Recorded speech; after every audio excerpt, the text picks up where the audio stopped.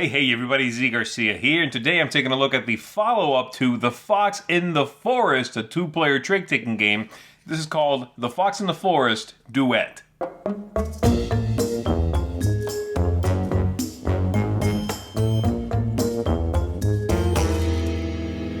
The original game here is for two players, a trick-taking game, and it is competitive. You work against each other. Well, the new one, you are working together, and you're going to be doing many of the same things, playing cards, following suit, winning tricks, but in order to clear the forest of these gem tokens, if you manage to do that, you both win. If you cannot do it, you run out of time, you will lose together instead. So this is one I was very interested in because I like the original game quite a bit, but it's from a different designer. It is really a different game, its own thing. So what do I think of this one? Is it as interesting and as clever as the original game? Does it stand on its own? Let's take a look at how it works. In the game, there is one way to win and two ways to lose. For us to win, we have to remove all of these tokens from the track. If we manage to do that before the end of the third round, the third hand, we are going to win.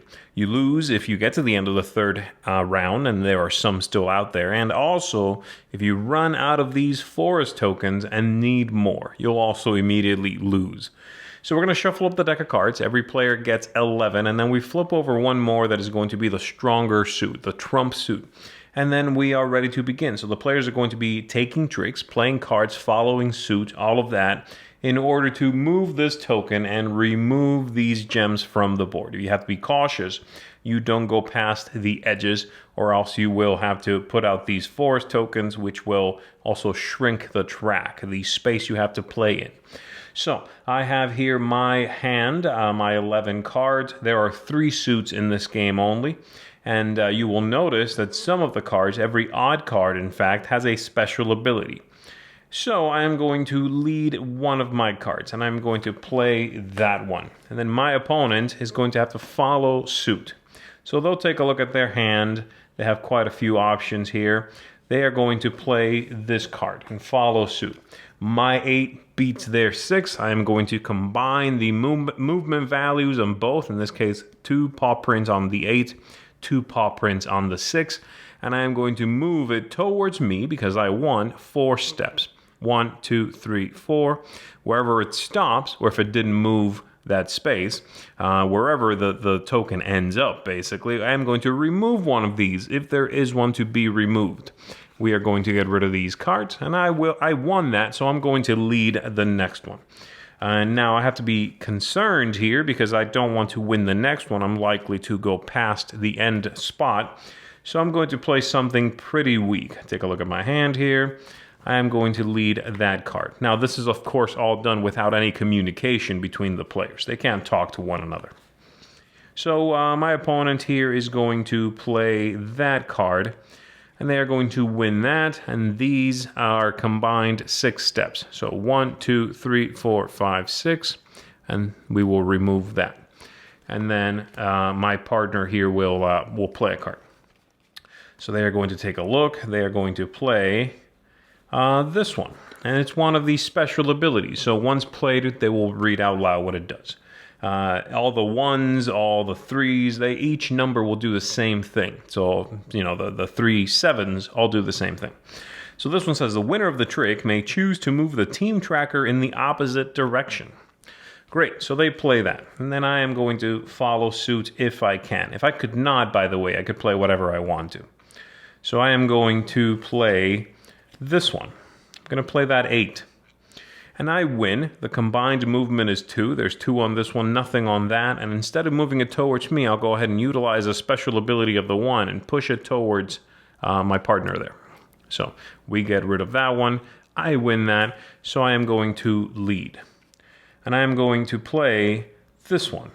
This 9 that says, when you lead this, your teammate may play any card. They do not have to follow suit.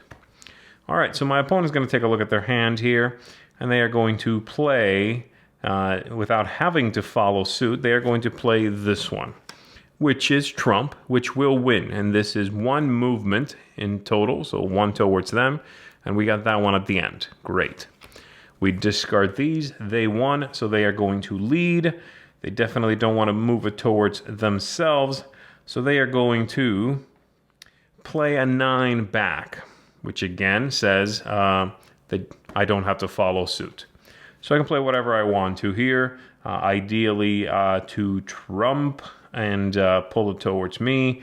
Unfortunately, the only trump I have is this one, and it does not have any footprints on it either. So I will play that.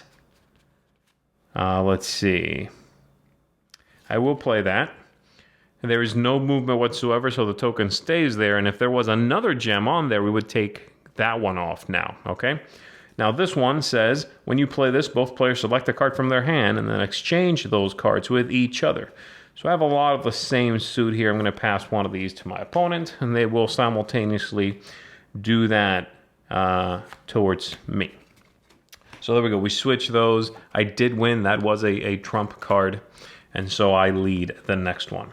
Now I know what I just gave them, so I'm going to play. I'm going to play that one, and my opponent will take a look at their hand. They're going to play this 5 here. The winner of this trick may choose to ignore the movement value of one of the cards in the trick. That's what all the 5s say. So they win. Oh, they don't want to do that. Let's take that back. That would be a bad idea. Let's have them instead play this one. There we go. Because if they win, and I'll explain that, yeah, then we bust. In fact, I'll give you an example in just 1 second of what would have happened if that was the only card they had. Okay? So right now, this is how that works. I win. That's 4, 1, 2, 3, 4, and we get rid of this one. And this is going to continue until we've played out all our hands, all our cards. Then we take a look at the back of this end round, and we do a couple of things. The first one, we add gem tokens to some of these spots. They have a little plus sign next to them, so we put out a few new tokens. The second point we do here is take one of these and place it at one end or the other to shorten the path. So that is no longer a viable spot. If you do it in a spot that has any gems, you must move them into the track. Okay, you must move them closer to center. So that would be the second thing. And then the third thing is simply get ready for the next round. Shuffle up all the cards, deal 11, flip over a trump suit, and begin again. And we alternate who begins. All right. So again, if you remove all the gems, you win. If you cannot by the end of the third round, or you run out of these and need another one, then you are going to lose together. So let's go back to my example. This token was here. And my opponent, I played that. My opponent could not but play this one. So my opponent plays that. And they are going to, unfortunately, win. And even ignoring one of the 2 movement cards, it's still a step. So they would move past the end, which would be bad. If that happens, we reset the token to the center, and we put one of these forest locations out there, shortening the path that we can move within. All right, so that is basically it. We do that 3 times, ideally, again, winning the whole thing. And there's even a way to score. If you did win, you can write that down and see if you do better in the future. Or you simply lose and the game is over. So there you go. Hopefully that gives you a good idea of how this operates, the push and pull of it, how you must, wordlessly communicate with one another to a certain degree, and hopefully win. Let's go back up top. Let me tell you what I think of the game. So that is the Fox in the Forest duet. This is a lovely little game. Now, I don't like it as much as I like the original one. I thought that was a more robust design. It's more engaging, ultimately. I think that's the difference. It keeps me sort of leaning forward and thinking about what I want to do a little more. This one is less about being clever and more about getting around the mechanisms that get in your way because they've been put into place to get in your way, right? Which is fine, and that can be satisfactory. A lot of cooperative games work that well. This one, there's no communication, verbal communication anyway. So you do have to sort of get around that by what you do in the game, non-verbal communication. And so if you like that style of game a lot, if it sounds interesting, if you haven't really seen a game like that, this might be a good one for you, and you might want to give it a go. But let me tell you what I think of it, okay? Again, this isn't a game that's going to set the world on fire, but I thought it was very nice. So I'll start with the things that I thought were a little weak, and I'll end with some of the brighter points for me. The thematic ties here are weak. I think the setting is very nice. The world you inhabit is lovely, but the ties mechanically to that setting just aren't really there. It's just, they just needed pretty pictures and a sequel. So there is that. Not a big deal. It doesn't get in the way of teaching or playing, so I had no problem with it, but it's also not a world I'll be using while teaching, right? I'm not going to reference ever that, oh yeah, the fox, when you play the fox card, here's what it means. You're not going to be doing that.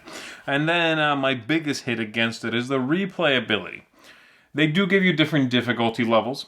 It's just sort of like tightening the screws a little bit on the difficulty of the game, of the puzzle, the threshold at which you pass.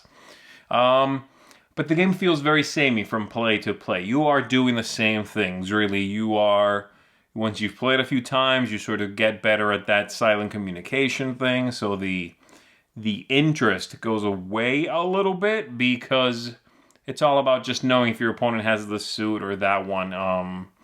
If what they'll do if I play this, oh, okay, they don't have that suit, great, I'll use that to my advantage now. You get better at the game, right? But the game play doesn't necessarily feel deeper when you've learned it. That's a little bit of a hard thing to sort of put a fine point on, but the replayability just isn't there too much. You'll get a few plays out of this, and if it becomes a thing for you, you might really even enjoy that aspect of it. I think it just gets a little flatter as you are playing more and more. All right, everything else. The aesthetics, the cards are decent quality. I don't think they're great, but they're decent, and the artwork is lovely. It's up to you to decide, of course, as always I say with artwork, but I do like it. I like the look of the game. The game length, solid. 3 hands is just right, and I think it does not outstay its welcome. It might even be over earlier if you lose, right, early. But I think it's the right length. There's enough ups and downs in over 3 rounds to make it feel right. The ease of play is good. The rule book is wordy. I found the rule book to be verbose, but I had no trouble learning. I had no trouble teaching the game, and anything I had a problem with, I could check in the rules. So it's there. It's fine. It works. It's just a little repetitive and kind of wordy. And then lastly, tactics and strategy and luck, all those things. The game gives you a few moments. You have to work together, like I said, without speaking, and there are moments in which you can feel like you pulled something off. Again, it's going to go with familiarity, because you'll kind of know what you're doing eventually. You're just sort of tricking yourself into thinking you're being clever.